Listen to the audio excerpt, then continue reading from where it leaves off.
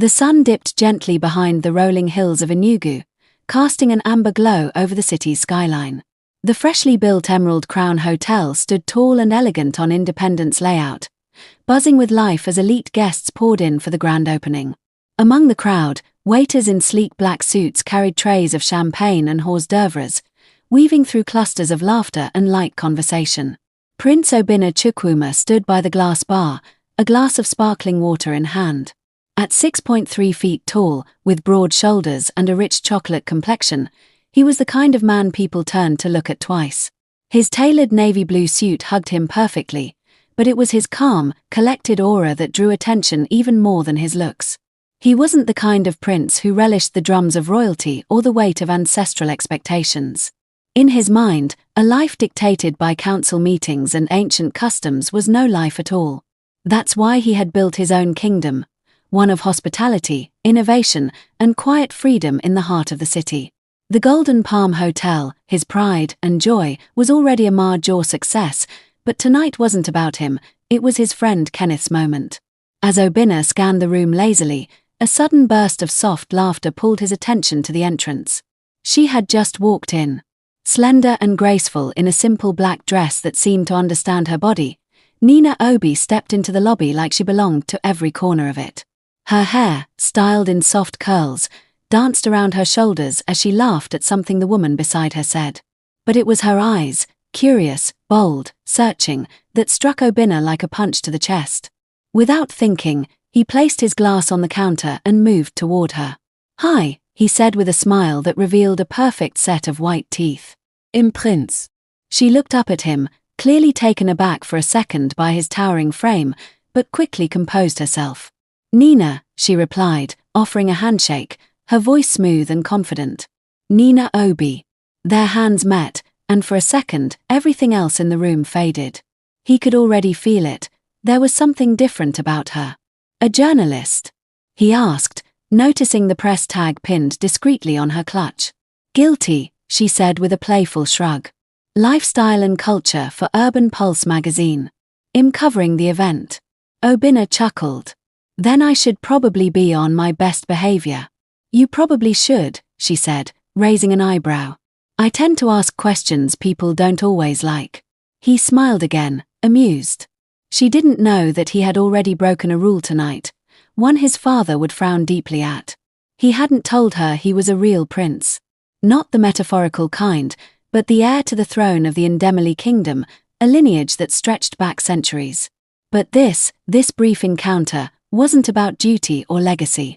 It was about the way her smile lit up her face, and how. The lights of the Emerald Crown had long gone dim, but the memory of that night lingered in Nina's mind like the scent of a good perfume, elusive but unforgettable. Shed returned home exhausted yet wired, slipping off her heels and replaying every second of the evening. Not the speeches, not the wine or music, but him. Prince. That was all Head said. No last name. No company. No Instagram handle. Just Prince. And yet, there was something about the way Head looked at her, like he saw her in a room where most people only glanced. That was rare. Too rare. Why didn't I ask for his full name? She muttered to herself as she stirred her tea the next morning, still in her silk robe. Or at least a damn card. Her friend Talu, the one who had accompanied her to the event, sent a voice note later that day. "Girl, that tall glass of chocolate you were talking to? You let him go just like that." "Nina." She sighed and tossed her phone on the couch. She didn't want to seem like she was chasing anyone. But something about him, his calm, the depth behind his smile, made her want to know more. Was he a guest? A businessman? A diplomat? A ghost? Who just introduces themselves as prince and vanishes into the night? Meanwhile, at the top floor of Golden Palm Hotel, Obinna stood by the balcony, shirt unbuttoned halfway, the evening breeze ruffling his collar. His penthouse overlooked the bustling streets of Enugu, but his mind wasn't on traffic or the city lights. It was on her. Nina. The woman who'd taken up residence in his thoughts like she owned the lease. He didn't know why he hadn't asked for her number. He wasn't that kind of man, indecisive, unsure. But something about Nina had disarmed him. It had been so real He'd been afraid to ruin it by saying too much. All she knew was that his name was Prince. And he liked it that way, for now. He leaned back against the railing, lost in thought, when Kenneth called. "Obi, my guy, that journalist babe you were talking to at the hotel launch. Guess who's at my restaurant now asking about you?" Obinna's brows lifted. "She's where?" Urban Pulse sent her to do a feature on hospitality in Enugu. "She's interviewing hotel owners and managers around the city, and I told her you own Golden Palm Hotel." Obinna smiled slowly, heart beating a little faster. "Set it up." The next afternoon, Nina stepped into the Golden Palm Hotel lobby with her camera crew and notebook in hand, her heart thumping louder than necessary. The hotel was even more luxurious than she had imagined. Modern, tasteful, with a subtle blend of African artistry and urban sophistication. As she looked around, a tall figure emerged from the elevator. She turned, and there he was. Prince. He smiled, that same smile from the gala, the one that had haunted her sleep. "I thought you might come looking for me." She raised an eyebrow, both amused and slightly embarrassed. "I'm here for work." "Of course you are," he said, gesturing toward the cafe. "Shall we?" They sat, surrounded by the hum of soft jazz and the rich aroma of roasted coffee beans. "So," she began, flipping open her notepad, "you're the owner of Golden Palm?" "I am." "And your full name is?" "Obinna Chukwuma," he said without hesitation. Nina blinked. "Wait. Prince is my first name." "No. A nickname. A title, actually." He held her gaze, watching for a reaction. She chuckled softly. "That's dramatic. But it suits you." He laughed too, visibly relieved. "Thanks for not running." "No. I'm intrigued. But let's start with the hotel. Then maybe I'll ask more about the man behind it." They talked for almost an hour, about the rise of boutique hotels in southeast Nigeria, his vision for community-based luxury, and how Head turned a single guest house into a premium brand. But beneath the professional talk, the tension simmered, quiet, charged, waiting. When the interview wrapped up, Nina closed her notebook but didn't rise immediately. "Next time," she said, eyes gleaming, "I'll bring pastries. And better questions." Obinna grinned. "Next time, I'll make sure we have more time." This time, they exchanged numbers. The following days felt unusually bright, even for Enugu's consistent sunshine. Nina couldn't stop smiling. She tried to convince herself it was because of the brilliant feature she was writing for Urban Pulse, an in-depth look into the evolving luxury hospitality scene in southeast Nigeria. But deep down, she knew it was something else. Someone else. Prince Obinna Chukwuma. Ever since that interview at Golden Palm Hotel, something had shifted. She kept finding reasons to pass by the hotel. To check facts. To clarify quotes. To drop off those pastries she'd promised. And every time she did, he was there, warm, present, and strangely patient. He wasn't like the other wealthy men she'd met. No showmanship, no performative charm. He listened. He asked questions. He remembered the names of her colleagues. He even remembered she hated mint in her tea. And most importantly, he made her laugh. Their conversations were effortless, drifting from work to life, from music to their childhood dreams. She talked about growing up with a stubborn single mother who ran a bookshop and taught her never to settle. He told her about summers in the village, playing football barefoot and sneaking away to watch local wrestling matches. Each moment he spent with Nina deepened a craving he hadn't expected, to just be himself. With her, he wasn't the heir to a centuries-old throne, the son of a traditional ruler constantly pressuring him to come home and take up responsibility. He was just Obinna. The man who liked grilled catfish with too much pepper, who secretly binged true crime podcasts, who laughed too loudly when he was comfortable. "Why don't you come with me this weekend?" he asked casually one afternoon as they sat in the hotel garden. "Where?" she asked, surprised. "There's a small jazz event at Hilltop Lounge. Live music, nothing too serious. I know the owner. He owes me free wine." Nina hesitated. "Is this a date?" Obinna tilted his head, a smile tugging at the corner of his lips. "Do you want it to be?" She tried to hide the way her cheeks flushed, but it was too late. "I'll come," she said, glancing away. For the wine. And the jazz. Of course, he teased. Strictly professional. That Saturday night, Hilltop Lounge was alive with saxophones and soul. Lanterns glowed over an open terrace, and the scent of grilled suya mingled with laughter and clinking glasses. Nina showed up in a mustard-yellow jumpsuit that made Obinna momentarily forget how to breathe. She was stunning, glowing in a way that made the rest of the room blur. "You clean up nice," she said, taking in his wine-colored blazer and dark jeans. "I try," he said, offering her his arm. They danced. Slowly, then more freely. She teased him about his two-step shuffle, and he countered by spinning her unexpectedly, catching her when she stumbled into his chest. They laughed until their faces hurt. At the end of the night, as he walked her to her car, there was a silence between them. Soft, full, expectant. "I had a good time," she said, brushing a curl from her face. "Me too." And then, he leaned in. Not rushed. Not unsure. Just enough for her to meet him halfway. Their first kiss tasted of red wine and hibiscus, and something they couldn't name yet, something inevitable. When they pulled apart, she whispered, "I'm still calling you Prince, you know." He laughed, holding her gaze. "I absolutely love that." But deep inside, he felt the first crack in the secret he had buried. Because she was beginning to matter. And secrets had a way of surfacing when hearts were involved. From that day on, their meetings became more frequent and more intentional. Lunch at obscure local restaurants, quiet evening walks after the day's rush, voice notes that slowly turned into late-night calls. She brought ease into his world. Laughter. A softness that palace expectations had nearly crushed. And for Nina, there was something about Prince's presence, steady, quiet, attentive, that grounded her in a way no man had ever managed to. They had become almost inseparable. Brunch at Bubbles Cafe. Evening walks around Polo Park. Silent working sessions where Nina typed away on her laptop while Obinna reviewed renovation designs for his hotel expansion. And in those quiet pockets of time, love quietly tiptoed in.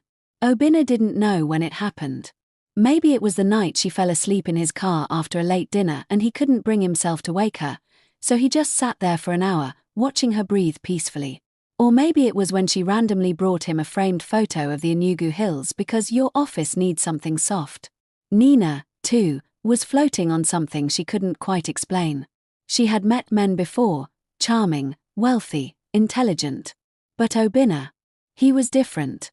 He made her feel seen, not for how well she wrote or how pretty she looked in heels, but for the quiet thoughts she sometimes spoke without meaning to.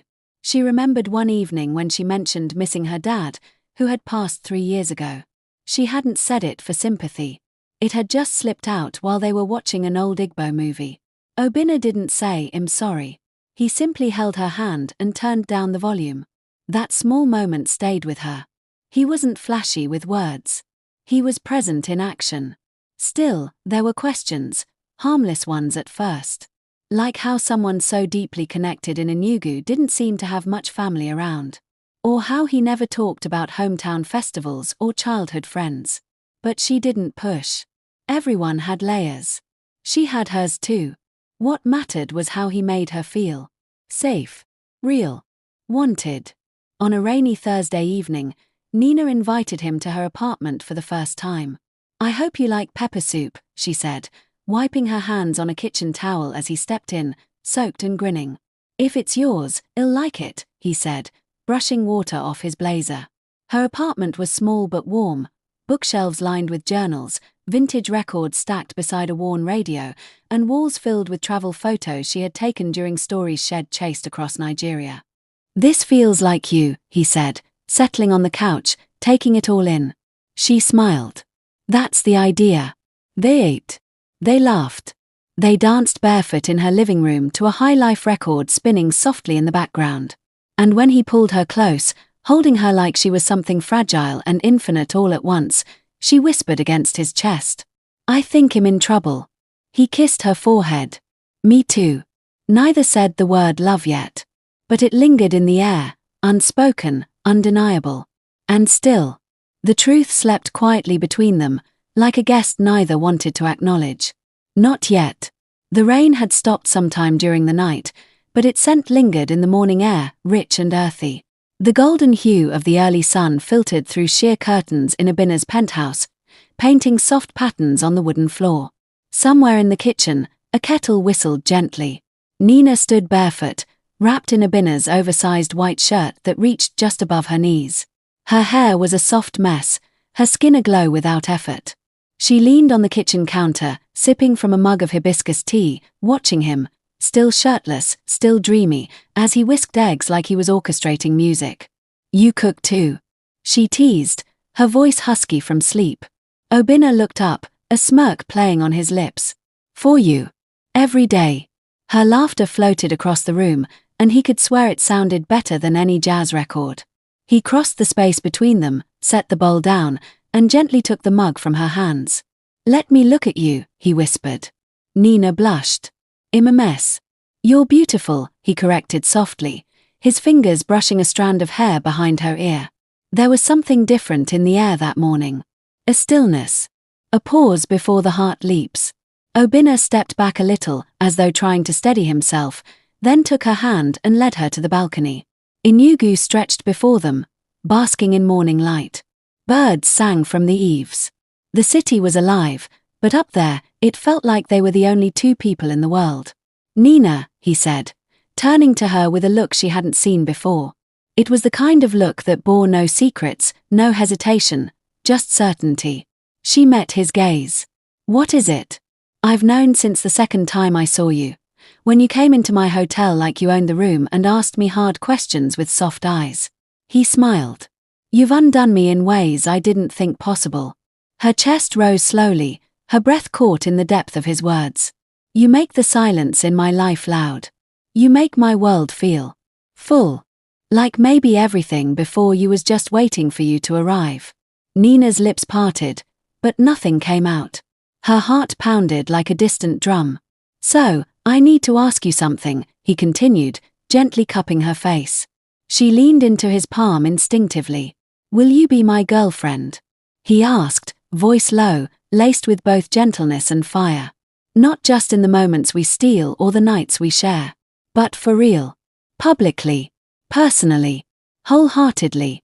There was a beat of silence where the universe held its breath. Then Nina nodded, slowly at first, and then with a smile that cracked her soul wide open. "Yes," she whispered. "Yes, Prince. I'm yours." He pulled her into a kiss so tender and deep that it felt like a promise written in air. The kind of kiss that tasted like forever.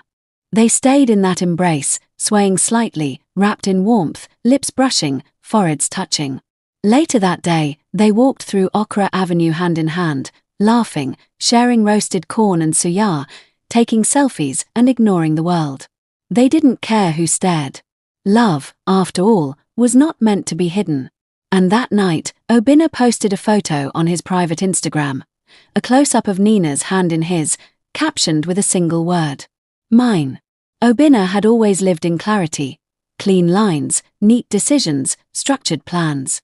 But Nina, she arrived like a song he hadn't heard before but somehow knew the lyrics to.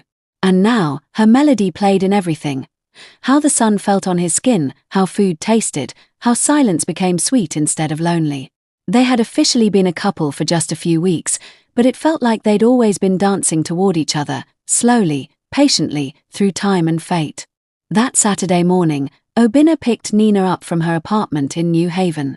She wore a lemon sundress that fluttered in the breeze, and her braids were pulled into a low bun that made her cheekbones look carved by the gods. He couldn't stop looking at her. "You're going to get us into an accident," she teased, catching him staring as he drove. "Then let me die a happy man," he replied, eyes never leaving hers for too long. They were headed for a day out. No real plan, just vibes. It started at Nike Lake Resort, where they picnicked under a flamboyant tree, shared peppered chicken and palm wine, and lay on a mat talking about everything and nothing. He listened with full attention, like each word she said deserved a throne of its own. He told her stories from university days in the UK, his early struggles with setting up Golden Palm, and how people always expected him to follow a path he never chose. "You're different, you know?" she said, lying on her side to face him. "You have all this wealth, this success, but you're so grounded." He smiled, brushing a crumb from her lip. Maybe because I finally found something real. Someone real.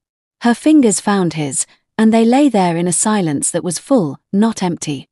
Later, they wandered the art market behind Polo Park Mall. She bought 2 paintings, one of a woman with a head full of stars, and the other of a child holding a lantern in the dark. Obinna carried the frames while she bargained fiercely with the artist, who laughed and called her small but mighty. As the sky turned orange and gold, they ended up at a rooftop restaurant downtown. A jazz band played as the city lights twinkled awake. They danced slowly to a cover of Ace's Be Bank, swaying like they had all the time in the world. "Can I tell you something?" Nina whispered into his chest. "Anything. I think I'm falling in love with you." Obinna's hand stilled on her back. Slowly, he pulled her away just enough to look into her eyes. "You're not alone," he said softly. "I'm already there." They kissed, slow and sure, as though their hearts had been waiting for this moment for years. There was no fear in it, just a quiet certainty, a warmth that wrapped around them like a lullaby. They didn't talk about the future that night. They didn't need to. The present was more than enough. One bright Sunday, Obinna invited Nina to the Golden Palm Spa Retreat Center just outside town. Nestled among tall trees and whispering bamboo, it was a private escape built with earth tones, glass walls, and peace. Nina stepped into the open-air massage room wearing a white robe, her skin glowing, her smile even brighter. "This place feels like heaven," she whispered, taking in the soft hum of water and faint smell of lavender in the air. Obinna wrapped his arms around her from behind. "Then let me be your favorite angel." She laughed, leaning into him. "You're already my miracle." They stood there for a while, letting silence speak for them until Obinna gently pulled away, his expression shifting slightly. "I'll be traveling to my hometown tomorrow," he said. Nina turned to face him fully, a hint of surprise flickering in her eyes. That's new." He raised a brow, amused. "Why do you say that?" "Because you hardly ever talk about your hometown," she replied honestly. "You rarely even mention your family." Obinna let out a quiet chuckle, brushing a strand of hair away from her face. "Well, there's nothing much to say. I just need to attend to a few family matters. I'll be back before you know it." Nina's expression softened, her fingers tracing the edge of his robe. "I'll miss you," she said, her voice barely above a whisper. He smiled, pulling her gently into his arms again. "Same here, my love." And then he kissed her, slow and lingering, a kiss that spoke of promises, of longing, and of love that neither of them fully understood yet, but both had begun to cherish deeply. The town of Indemili lay quiet under a soft harmattan haze as the royal convoy rolled through its ancient gate. Obinna kept his sunglasses on, not because of the sun, but to hide the exhaustion creeping into his eyes. It had been 6 months since he last visited, and he knew this trip wouldn't be a casual one. As the first son of his royal majesty Igwe Anaquen's Chukwuma, the expectation was always the same. Return, take up more responsibility, prepare for the crown. But that life still felt like a borrowed coat, honorable, yes, but suffocating. The palace compound buzzed as word spread that the prince had returned. Courtiers, guards, and a few villagers lined the path, bowing respectfully as he walked in. His mother, Queen Nenna, swept him into a hug the moment he stepped into the inner chambers. "You didn't tell us you were coming," she scolded gently, touching his face. "Look at you, city man. You're losing weight." Obinna smiled. "Business keeps me busy, Mama." "Business," a deep voice echoed from the other side of the room. His father, the Igwe, sat on the ornate throne in his red coral regalia, eyes sharp and observant. "That business you use to run from your responsibilities." Obinna lowered his head in respect. "Greetings, father." The Igwe waved off the formalities. "Well talk tonight." Privately. Obinna knew what that meant. The council had likely been pressing the king to start preparing the heir for public duties, festivals, land settlements, council meetings, and eventually a wife from a noble lineage. But his mind wasn't in Indemili. It was in Enugu. With Nina. Nina was out chasing a lead for a story when a familiar face caught her eye near the entrance of a bustling cafe on Ogwe Road. She paused mid-stride, blinking to make sure her eyes weren't playing tricks on her. And then she smiled. Urema. She called out. The woman turned, and the moment their eyes met, it was as though time rewound. Urema's face lit up, that same vibrant energy Nina had loved since their university days radiating from her like sunshine. She weaved through the crowd and fell into Nina's arms, giggling like they were back in the hostel hallway. You. In Enugu. Urema laughed as they hugged tightly. I should be the one asking, Nina replied, grinning. What brings you here? I'm from here, remember? My uncle lives just outside town. He asked me to oversee one of his new businesses. Madam CEO. Nina teased. They clapped and laughed, drawing the eyes of passers-by. Nina invited her home without hesitation, and by evening, they were sprawled on Nina's sofa, sharing stories over greasy pizza and half-melted ice cream. Their laughter filled the room, their banter smooth and easy, like no time had passed at all. Any man warming your heart? Urema asked playfully, raising an eyebrow. Nina's laughter turned into a soft, dreamy sigh. My dear, I'm in love. For real this time. Urema gasped and sat up straighter. Don't play with me, oh. Who is he? Nina's eyes sparkled. His name is Obinna. He's kind, intentional, very private. And gorgeous. Let me see this mystery man, Urema demanded. Smiling, Nina scrolled through her phone and handed it over, showing off a candid photo of Obinna. Relaxed, his chin resting on one hand, with that disarming smile that always made Nina's knees a little weak. But the moment Urema looked at the screen, her expression changed. Her brows knitted. She squinted at the photo, and her mouth opened slightly. Then she looked up, her eyes wide with disbelief. Nina. Her voice was suddenly serious. Where did you say he's from? Anambra, I think. Why? This man. This is Prince Obinna Chukwuma of Ndemili, Urema said slowly, her words heavy with astonishment. Nina, this is the Igwe's son. My uncle is on the council. I've seen him before. He is not just about the public life. You're telling me this is your boyfriend. You said excitedly you are one lucky champ girl. The name hit Nina like a slap. Prince. She echoed, blinking. Yes, his name is Prince, but no, he is not the prince of any kingdom. Has never said anything about that. Well, I'm saying it now, Urema replied, handing back the phone. This man is royal blood. I swear on my life. After Urema left later that night, the silence in Nina's apartment was deafening. She sat motionless on the couch, staring at the now dim screen of her phone, replaying every conversation she'd ever had with Obinna. Why would he hide such information from her? Was she not worthy of knowing his status?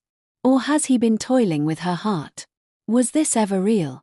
She wondered how she never hid anything about her life from him, but he is very comfortable hiding an important part of his life from her. This is what love is like, she thought. The more she thought about it, the more the cracks in his carefully crafted story began to appear. The way he avoided speaking about his family. The unusually composed way he carried himself. His command of Igbo proverbs, his calm authority in crowds. The expensive yet subtle tailoring of his clothes. And now, Urema's words were ringing in her ears. He is the heir to the throne of Ndemili Kingdom. She didn't sleep that night.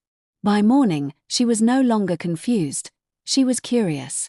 And as a journalist, curiosity was dangerous. It pushed her, drove her, demanded answers. She didn't want to snoop, but she needed clarity. Trust, to her, was sacred. And if the man she loved was hiding a crown under his humility, then she had every right to know. The following morning, after tossing and turning through a sleepless night, Nina sat at her dining table, laptop open, fingers poised above the keyboard. Her heartbeat was louder than the soft hum of her generator. With a deep breath, she typed the words, Kingdom of Ndemili Royal Family. Dozens of search results appeared, some recent, others dating back several years. She clicked through article after article, most of them highlighting the activities of the Igwe of Ndemili, his council, and various cultural ceremonies. Her eyes scanned headlines quickly. Igwe Chukwuma celebrates Ofala Festival, Council of Elders welcomes dignitaries to Ndemili, Royal Family of Ndemili hosts Eastern monarchs. Nina narrowed her search, adding keywords, Obinna Chukwuma son of Igwe. But still, nothing directly about him. He had scrubbed himself well from public records. No personal interviews, no appearances at events in the last few years. It was as if he had vanished, just like Urema said. She was about to close the tab when her eyes caught a high-resolution image embedded within an old article titled A Glimpse into Indemili's Royal Lineage. Her breath hitched. It was a formal portrait, clearly taken during a ceremonial occasion. The eagle was seated in the center, wearing a regal red cap and holding his ivory staff. Beside him sat his Lolo, graceful and adorned in intricate beads. Around them stood their children. Nina zoomed in. Her eyes darted from one face to another, her mind cataloguing every detail. And then, her heart dropped. There he was. Obinna. Not in the center, not in front. He was standing toward the edge, slightly turned as though trying not to be noticed. His posture was relaxed but withdrawn, his face not directly facing the camera. But shed no that jawline anywhere. The thoughtful tilt of his head. The way his arms rested across his chest like a quiet defense. She froze. It was him. Her Obinna. There was no mistaking it now. Nina leaned back in her chair, the air in the room suddenly thinner. Her mind spun, not just from the shock of seeing him in royal garb but from the quiet rebellion in the way he stood in that picture. It was almost like he was trying to disappear in the midst of his own family. So it was true, everything Urema said. She dragged the picture to her desktop, saving it, needing proof that she wasn't imagining things. For a long moment, she just stared at his face on the screen, memories flooding her mind. The way he always avoided questions about his upbringing. The time head said, "I grew up with expectations I didn't ask for." The serene confidence he wore like a second skin. He wasn't just a man with a quiet past. He was a man running from something bigger than she could have ever imagined. A prince.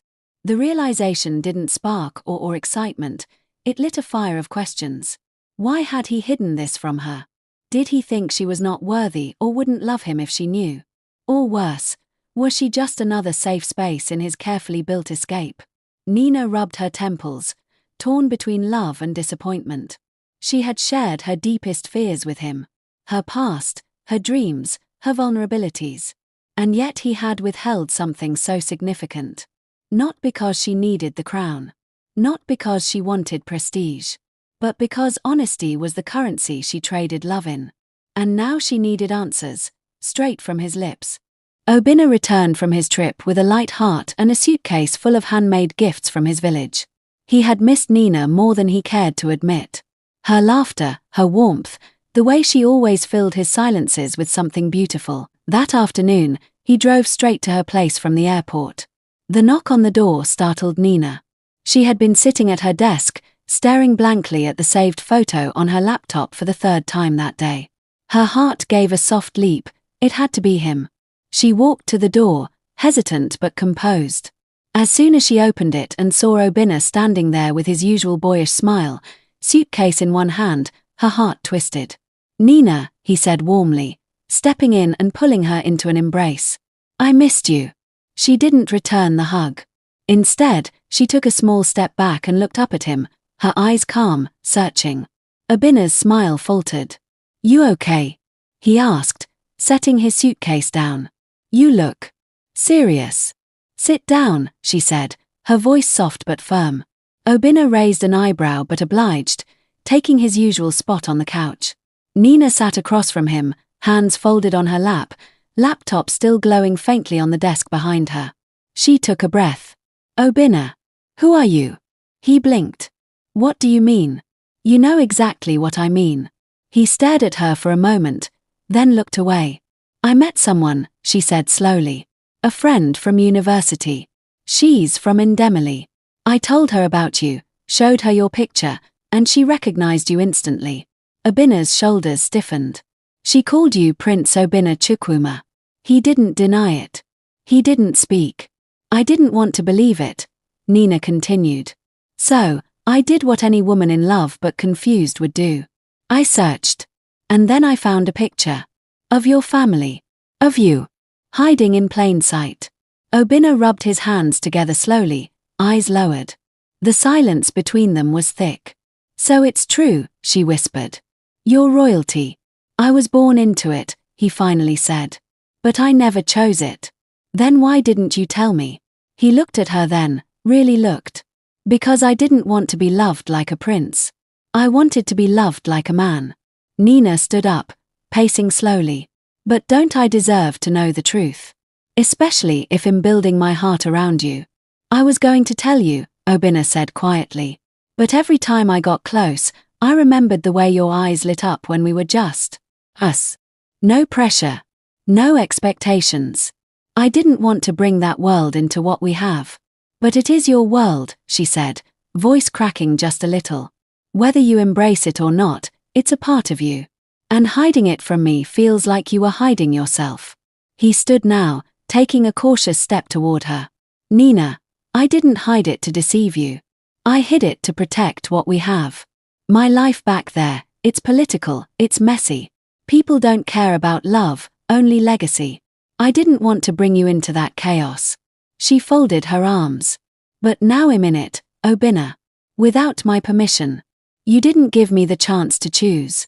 That hit him harder than anything she'd said. Nina turned to face him fully. I love you. God help me, I do. But trust is the bedrock of everything I've built between us. And now I don't know where we stand. Obinna stepped closer. We stand where we've always stood, on something real.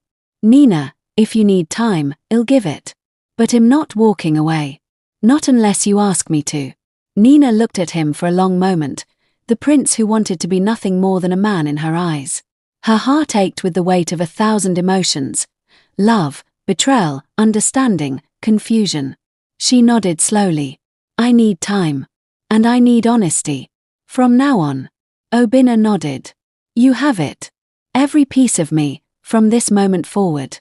He picked up his suitcase and walked toward the door, pausing briefly. I'll wait, Nina. No crown, no kingdom, just me. And then he left. Leaving Nina standing in the middle of her living room, with love still in her heart, but 1,000 questions still lingering in the silence. And there you have it, a prince in disguise, a love story built on simplicity, and a woman torn between trust and truth.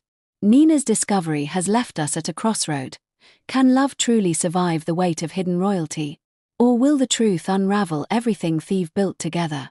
As this tale unfolds, one thing is clear. Sometimes, the ones who hide the most have the deepest reasons to protect their hearts. What would you do if you were Nina? Would you walk away? Or give love one more chance? If this story gripped you, don't forget to like, comment your thoughts below, and subscribe to the channel for more powerful, emotional stories like this. Turn on the notification bell so you won't miss out on any of our amazing and interesting stories. See you in the next one.